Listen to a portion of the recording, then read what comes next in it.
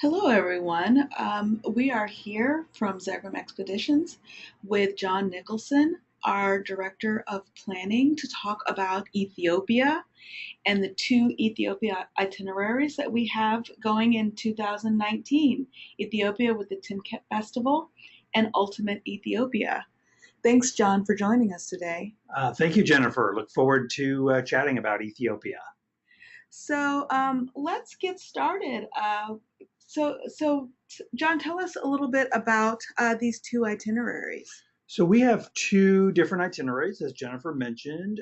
First one is a trip in January, which focuses around the Timket Festival, which for those of you who might not have been, is the Ethiopian celebration of Epiphany, which is the baptism of Jesus in the Jordan River. Ethiopia is about 75% Christian country, so it is a huge celebration. And the trip is focused around that and then proceeds to see the other high points of northern Ethiopia and offers a southern extension down to the Bali Mountains and the Omo Valley. And then we have Ultimate Ethiopia, which is more of a natural history based trip. It's scheduled for October. And you go to the same northern region of Ethiopia, but for example, you stay longer in the Simeon Mountains, and you also go to the Bali Mountains is included. But this trip also offers an extension down to the Omo Valley. So we're going to go and discuss both trips, comparing what's similar about them, what's different about them, and hopefully you'll find one that you'll want to travel with. So, Jon, I hear that you actually just went to Ethiopia not too long ago. I did. I felt very privileged. I was there in January this year for the Timket Festival. Picture of me there with Jan Wheatley, who is a travel director for Trefkoa, has been so for well over 20 years. And the picture is taken in Lalibela in front of one of the stone churches. And Lalibela is sort of got the biggest Timket festival, although every city celebrates something. We choose to stay there directly across from the festival site so we really can have an immersive experience. Before I show you a little more about Timket, this is one of the stone churches, which because churches had been destroyed, they actually carved it out of stone, and you actually walk down into the hole, if you want to call it, and you can go in the church. So it's a very unique way to build churches and not have them destroyed by your enemies. That is so cool. So this is the view from the roof of our hotel, watching people going into the festival grounds. Timket Festival is a 24-hour celebration. It starts early afternoon one day with processions, which we join, and I have some video to share with you later about that. Goes here for an initial service, and then early the next morning at sunrise is on the day of Timket is when they do a very elaborate service, which we have reserved seats for. We do get you up a bit early, so they are excellent seats, but right at sunrise, we get to be in the middle of all the festivities. And if you get tired, you can just walk back across the street to the hotel and come back in. So location, location, location, and we are in the best location for Timket Festival. And let me show you a quick video of what it is. It's all the local bishops are here.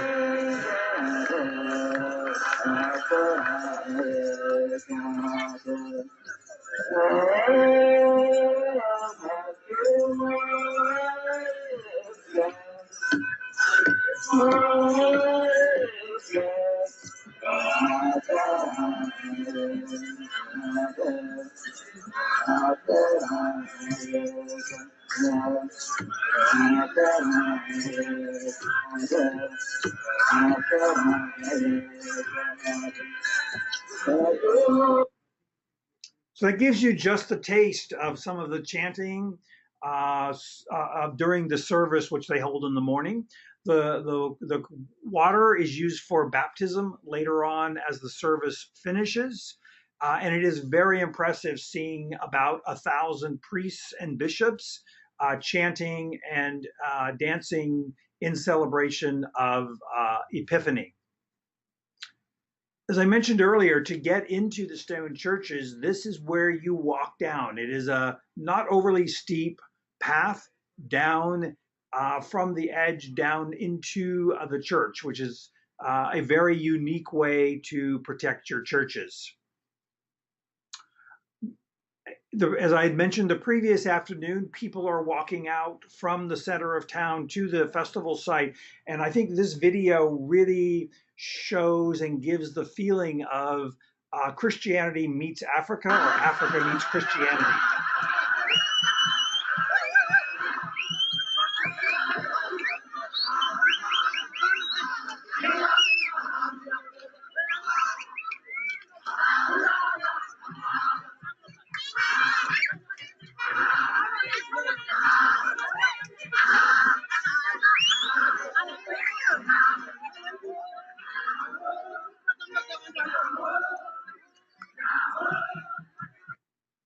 So you'll see back there under all those umbrellas is all of the bishops and the priests. We had all of us walk in this procession. It's about a mile and a half. They would stop and do the dances every couple of blocks. And it was a very inspirational, lots of energy, positive experience. Locals came up and chatted with us. They were happy to have us there. And it was just a very unique procession, as I say, with a fairly solemn event of the previous day, but infused with the beat of Africa and the energy that you only find in Africa. So that was a touch of Timket. I want to now sort of touch on some of the other things that I think make Ethiopia unique. For those of you who might have traveled elsewhere in Africa, Ethiopia is very different than East or Southern Africa, from its culture to its cuisine. The food here is excellent. We have a variety of food, both Western and Ethiopian. This is a very traditional Ethiopian lunch that we had, that is with the injera bread, and then often served with lentils in sort of a dal form, vegetables, and usually one dish with some form of meat. Food generally is excellent in Ethiopia, and you get quite a variety and choice to eat. There's also, of course, you can't mention Ethiopia without coffee. Ethiopia is one of the few countries I know of that actually keep some of their best coffee for themselves. So the first morning in the hotel at the Sheraton in Addis, I'm ordering hotel coffee. Being from Seattle, I'm a bit of a coffee snob, and I was blown away by the quality of just drip coffee, and began exploring more and discovered there was actually this local coffee shop called Tomoka Coffee. And we brought all the guests there and brought everyone coffees, which people thoroughly enjoyed. And it was of a quality that you just don't find in most places. Countries like Costa Rica or Colombia tend to export all their coffee. Ethiopia keeps a huge amount of good coffee here and then sends it out. So both these trips will let you experience local food, local coffee, and get a good feeling for Ethiopia and not live sort of in a bubble. There's lots of ways to get around Ethiopia. The roads are actually surprisingly good, but many tour operators drive between cities. They're often 6-8 hour drives. I really feel strongly when planning an Ethiopia itinerary, the distances are really too long for most of the journeys, and we actually fly between all but one set of cities on Ethiopian Airlines, which flies brand new Boeing, and these are Bombardier aircraft. They've been flying for 75 years. It's great to be able to fly in 55 minutes what would otherwise take you about 5 to 6 hours of driving. So that's something, as you're looking at Ethiopia trips, to look for. It helps let you be on the ground seeing things rather than in a vehicle traveling between places. So a great way to spend more time at the destination. You also gives a chance when we do drive, which we have some drives of 2 hours or so, to see local Ethiopians out, the families out doing walking, going out to tend their fields. We stopped They're a very friendly people. There's not a huge number of visitors, so they're always happy to communicate. And our translator is our local guide who can help you chat with them. Ethiopia is also beyond culture. It has waterfalls. This is one of the waterfalls on the Blue Nile. It's up in near Bahar Dar, which has the largest lake in Ethiopia. We do a walk back here, see the waterfalls, and wander through some of the fields that are growing a variety of fruits and vegetables. We also run into weddings. We ran into a lot of things. And that's one of the great things about traveling in a small group. We're never quite sure what we're going to have. And yes, we have a schedule, but when we run into something like this, we stop and we take a look.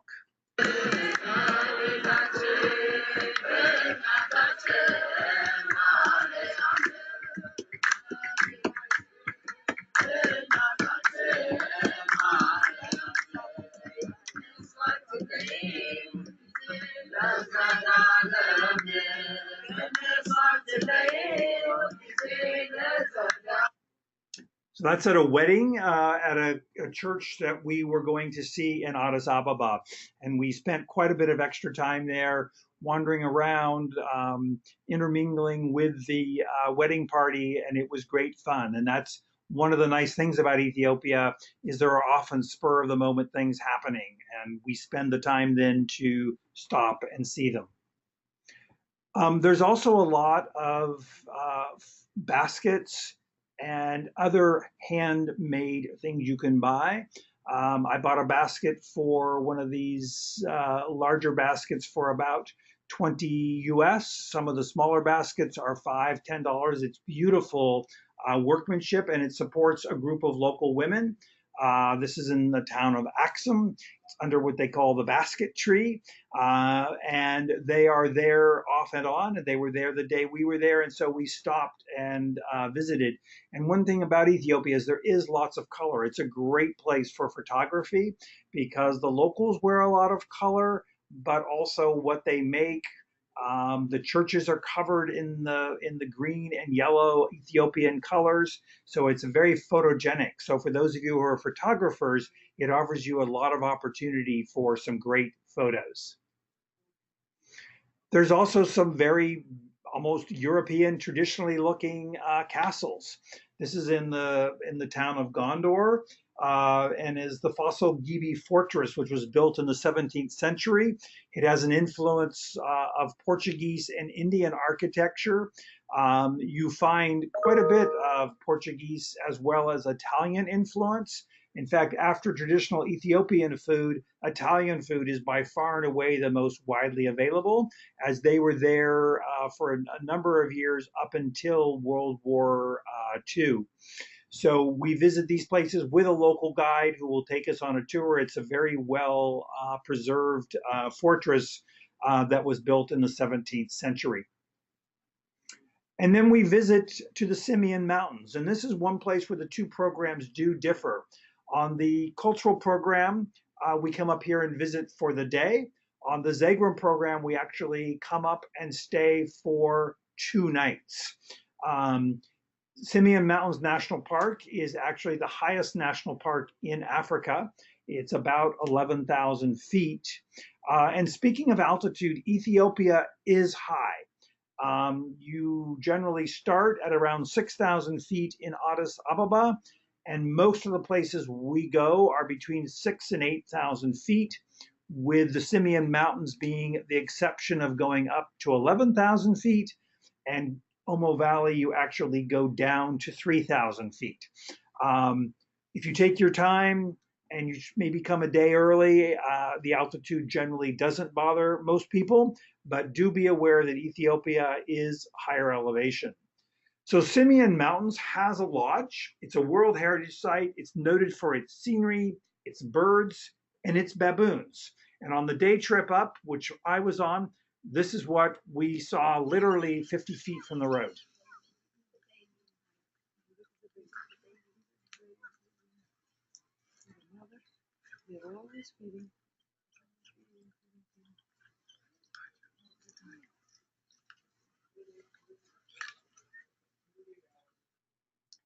They are protected. They seem fairly oblivious to us as we walked through. Um, we were able to watch them for about 20 minutes, and then one of the leaders sort of barked some commands, and they all took off. But generally, the groups that do go there do get to see a good number of baboons, and they generally are reasonably accessible from the dirt road. Walking from the baboons, literally less than a kilometer, this is the view that we had into some of the canyons of the Simeon National Park. Absolutely amazing scenery in this part of the world. And this is the view looking west toward Sudan, very much the sort of eastern remnants of the Sahara Desert, but starkly beautiful. So from after visiting Bahar Dar and the Blue Nile Falls, Gondor and its fortress, the Simeon Mountains, and its baboons and beautiful scenery, and of course Lalibela, which, by the way, on the Zegrahm trip we visit but don't have Timket. We go on to Aksum, which is actually the oldest continually occupied town in Ethiopia. It's on the very, very far north, right near the Eritrean border. It has gone back and forth between Christianity, Islam, and there's been a lot of fighting. I think this shows where they were building some obelisks. And to give you an idea of how tall they are, and the one that fell as they were building it with the two people in front, they are very large, and we do a wandering around here as well as visit the very modern Christian cathedral here. And then from Aksum, uh, we return to Addis Ababa, and that's the northern circuit for both trips. Both trips are the same, except the natural history trip by Zegrahm is a couple of days longer because it actually stays in the Simeon Mountains, which the cultural trip doesn't. The Zegrahm trip then continues on to the Bale Mountains before going back to Addis Ababa and going home. So it makes it about a 16-day trip. The cultural trip is actually a 12-day trip as it ends in Addis with an option to go south. So just a bit of a recap of the two programs. The more culturally focused trip with the Timket Festival departs in January. It's obviously governed by when Timket is, which is on the 19th of January. We start in Addis. We do some tours of the museums there to give you a good basis for what you're going to see elsewhere. And then we continue from there and visit some of the other churches, certainly in Lalibela. And Lake Tana is the lake I mentioned. We do a cruise there and go visit a monastery. And there will be, even on the cultural trip, some chances for birding to see the baboons, which you saw, a lot of bird life, and potentially even wolves. And then the big center of this trip is the Timket Festival with reserved seating so you can actually see it. And then this has an optional extension, which is a 8-day or 7-day trip, which goes on to the Bale Mountains and the Omo Valley, which is noted for its tribes that wear extensive amount of jewelry, including the lip rings, the earrings. They're also noted for their dancing. And so it's a very different cultural experience than what you've had in northern Ethiopia. Zegrahm's Natural History Ultimate Ethiopia also begins in Addis. A big focus is the Simeon Mountains with 2 full days there. You do visit the Blue Nile, you still visit the churches in Lalibela, and the castles of Gondor. So that is the same with both programs. But you do spend 2 full days in Bale National Park with Ethiopian wolves, the bushback, and then return to Addis Ababa before having a 5-day option to go down to the Omo Valley. So I think your choice is really, if the Timket Festival is something you really want to see, obviously you need to go in January. If you're just interested in Ethiopia, both of them will give a very, very complete experience. One with a bit more cultural bent, one with a bit more natural history bent. They're both at ideal times of year to travel. So I think most people would be very happy with both of them. You need to go to Ethiopia with an open mind. It is definitely a evolving second world country, but it is a wonderful cultural and a beautiful country, and the people are very welcoming. So I hope you can join us on one of the upcoming trips that Zegrahm has to Ethiopia. So what's included on both the programs is pretty much the same. All accommodations, all gratuities, daily activity options, nature walks when we can provide them, cultural tours. We have group meals, including beer and wine with lunch, entrance fees, arrival departure transfers. You get a gift certificate, a medical expense coverage for emergency evacuation. So it covers basically everything except if you need to have laundry done or if you want to have a cocktail. But other than that, everything is included on this, and that's one nice thing. You don't have to exchange any money if you don't want, because everything is included for you. Well, thank you very much, John, for that overview of Ethiopia. And so, if any of you are ready to go, just go ahead and give us a call and talk with one of our expedition advisors. They're very well versed in both of these itineraries. Or visit us online or email us at info@zegrahm.com. Thank you very much for attending this webinar. And again, thanks, John, for walking us through these amazing, awesome itineraries. Thank you, Jennifer. And if you have questions, I say if the expedition advisors can't answer them, they'll ask me.